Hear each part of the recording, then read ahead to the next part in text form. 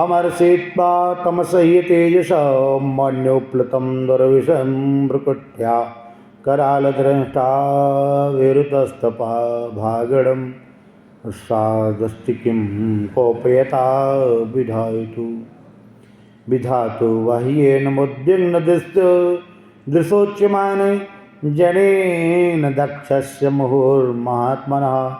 उपेतरुत्पामतुरां सहस्रत भयावहादिवी भूमौ सपर्यक तावस्य रुद्रानुचरैर्मखो महान् नानायुधैर्मनैकैरुदायुधैः पिङ्गैः पिशङ्गैर्मकरोदराननैः परयाद्रविग्धो